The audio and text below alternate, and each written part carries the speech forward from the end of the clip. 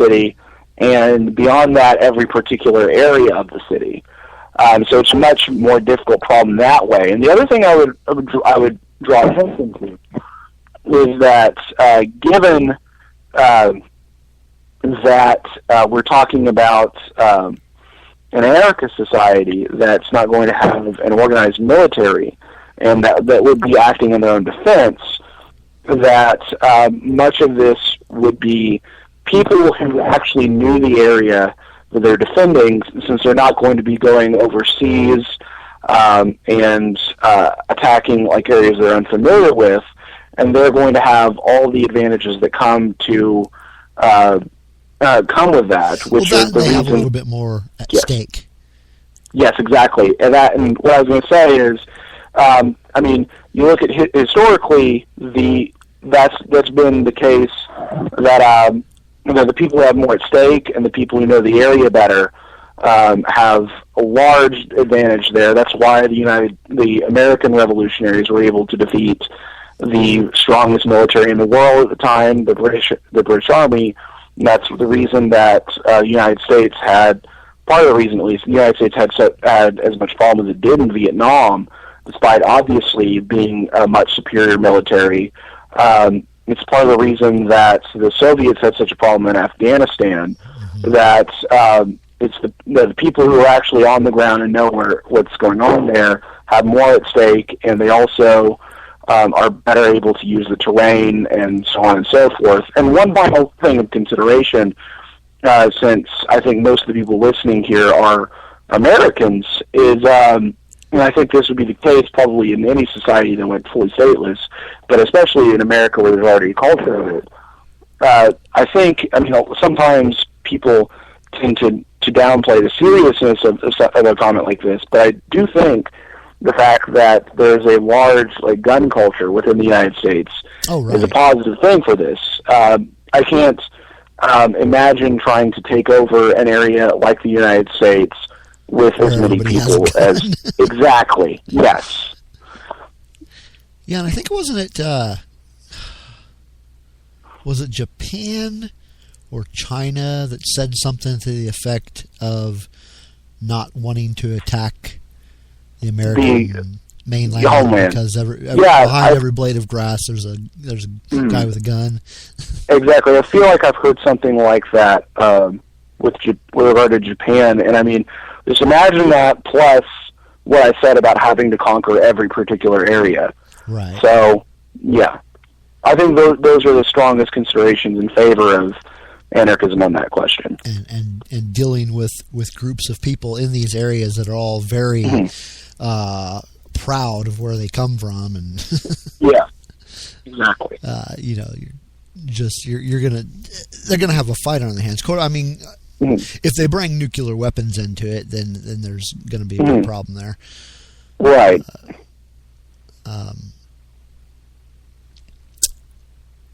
Okay. Well, the other question that I had is how, in a stateless society, would number one, would there be a prison system, and if so, or if not, how would you handle, I guess, punishment for crimes? Right. So this is a question that anarchists of the libertarian persuasion are somewhat divided on.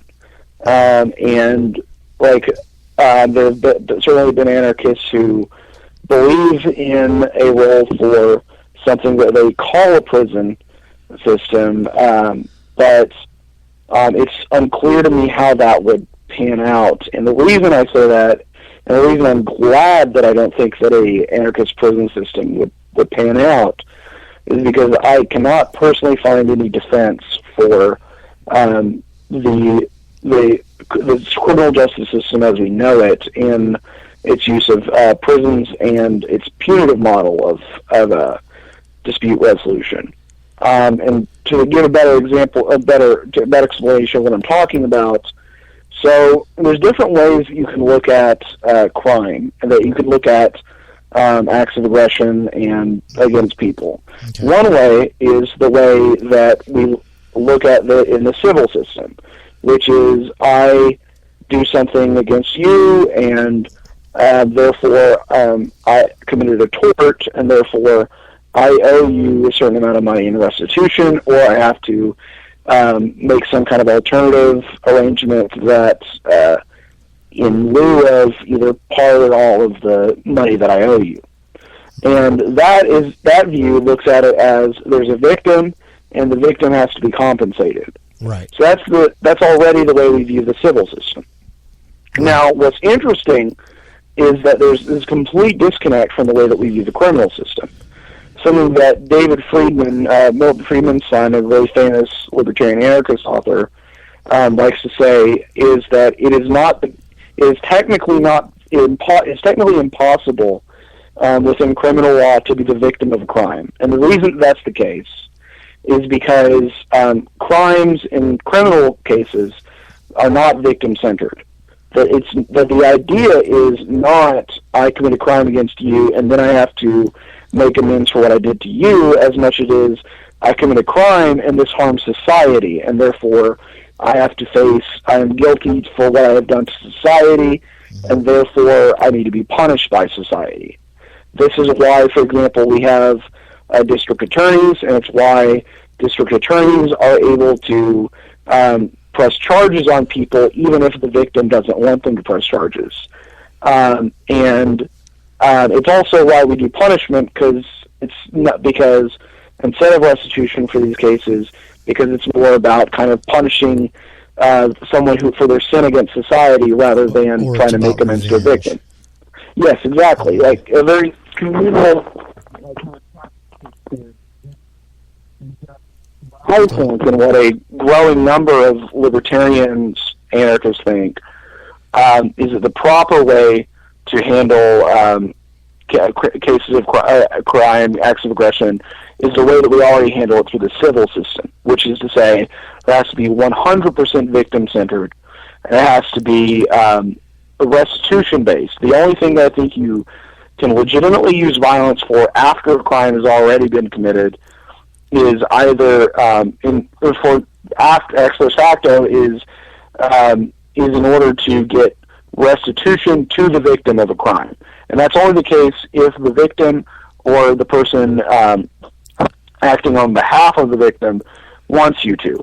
If the victim is still present and they don't want you to, they don't want to press charges, then I don't think there's a legitimate basis for just doing it to satisfy like a communal spirit of revenge. And furthermore, it seems that the whole idea of using violence for purposes of punishment seems like a very ad hoc thing that we add on to our ideas about violence. I mean, if you and I had in a personal conflict, and it does not seem that it's legitimate for one of us to just start hitting each other as a way of like teaching us a lesson or to prevent us from doing something again in the future. It's only legitimate to use violence if it's protecting another person or their property. And so I think that the whole idea of punishment kind of goes beyond that. And there's one related thing, which is, so it might be the case that I'm right about punishing being illegitimate, and that it's wrong to just use violence or to teach someone a lesson for purposes of deterrence, or in order to just kind of like retributive reasons. But it might also be the case that some people need to be confined for like purely defensive reasons. That a lot of people, when you talk to, I find that as a prison abolitionist, I find that when you talk to people long enough about prisons, that they start out having a very either a retributive or deterrent. Sorry about that. Either deterrence-based or retributive justification. Then they kind of bounce to the other one, and then finally it falls back on, well, we just want to protect people from these people committing crimes again. And I think that's perfectly reasonable. And I certainly will say that I think that it is legitimate to use violence to confine someone to protect another person. However, I don't think that you can take from the fact that someone has committed a crime in the past that they are uniquely more likely to commit a crime again in the future, in the sense that, and at least to the degree that allows us to lock them up. Most crimes, including murder, are typically crimes of passion, and it's not that the person, for the vast majority of cases at least, it's not the case that the person is just an unrepentant serial killer, but rather that there was circumstances unique to that particular incident that made them do what they did. And obviously it's atrocious and it shouldn't be downplayed, but it should also be understood that it's not enough to judge that someone is uniquely an ongoing threat. And so, and even when people are ongoing threats, they're usually ongoing threats to particular other people, and there are usually ways of addressing that beyond locking the person up from society altogether. And so there are going to be a very, very, very small number of cases, I think, where you want to have people who are genuinely ongoing threats to all of society in general. But of course, I would say these people do exist. Like, obviously, Jeffrey Dahmer was a real person that actually existed. There are serial killers and serial rapists out there. However, the way to address that, I think, does not require establishing the thing that we currently know of as like the prison system. That we don't need to establish like anything nearly as large as what we have now. In most of the cases, it's not clear to me that we need like one particular place to put all of the criminals that are ongoing threats to other people. That for many people who even for those who do need to be forcibly confined, it seems that many of them can be protected with just more limited sorts of confinement, like some sort of house arrest or something like that, and that even otherwise, so that we really need to get down to like what is a prison before we say like whether or not we need prisons. And I think the best definition I've thought of for a prison is somewhere where you put a whole bunch of criminals, where you put large numbers of criminals for the fact that they've committed a crime, because they've committed a crime, and that the administration has almost total control over the prisoners, and that they are not able to go elsewhere if somewhere else would do just as well to confine them. And an interesting proposal that I've heard, I haven't read this book, but I was talking about it with a friend of mine the other day, is the economist David Scarbeck has a really interesting book on the whole underworld system of the prisons as they exist, like prison gangs, and about how that interacts with prison administration and so on and so forth, and how those problems come to be. And one of his proposals is to, and I think if I were not a prison abolitionist, I think that this would be the sort of the route I would be going as well. But since I'm someone who still believes in enforced confinement, if not a prison system, for like limited cases, I also think that this is something to look at. His idea is to have a market in prisons but instead of the buyers being the state and the corrections offices, that the people who are purchasing their place within prison. Yeah, I'm going to have to cut you off. I'm sorry, we're actually out of time. Oh, okay. Sorry. That's all right. Well, if you want to learn more about the Center for Stateless Society, it is c4ss.org. You can check them out on Facebook as well.